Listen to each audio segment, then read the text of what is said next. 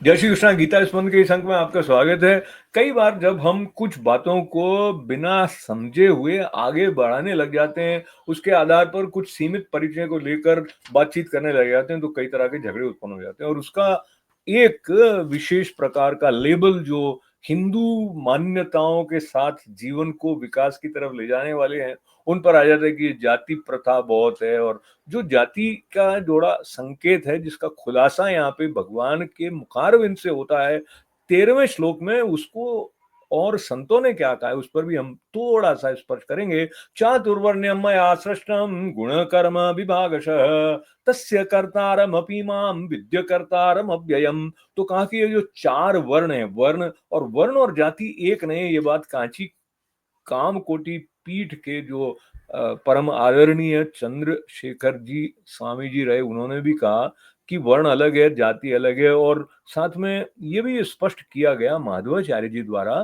कि जन्म से नहीं इसका निर्धारण होता है कि किसका क्या वर्ण है। क्योंकि ये अब जैसे जिसमें सत्वगुण प्रधान है, जिसमें सात्विकता, पवित्रता, तप, तो वो ब्राह्मण हो गया। और जिसमें रजोगुण प्रधान है, जिसमें साहस, शौर्य, वीरता, बल और कर्म करने के प्रति एक रस जिनको आता है, वो रजोगुण हो गए।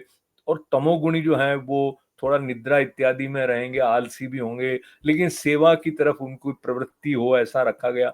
तो ये जो वर्ण गुणों के आधार पर जिनका विभाग है, तो देखिए व्यावहारिक बात तो ये है कि प्रत्येक मनुष्य में सतोगुण, रजोगुण, तमोगुण होते हैं। जिस गुण की प्रधानता होता है उसके अनुसार उसका चरित्र बन जाता है, उस प्रकार की भूमिका को वो अपना लेता है। पर ये जन्म से तय नहीं हो जाता है। और जैसे जन्म से अगर तय हुए हुए अगर हम महाभारत के काल में भी देखते हैं, तो द्रोण और अश्वत्थामा वैसे तो ब्राह्मण थे, पर जो अश्वत्थामा है, आपको पता है कि उन्होंने युद्ध में भाग लिया, क्षत्रिय के रूप में भी उनकी भूमिका रही।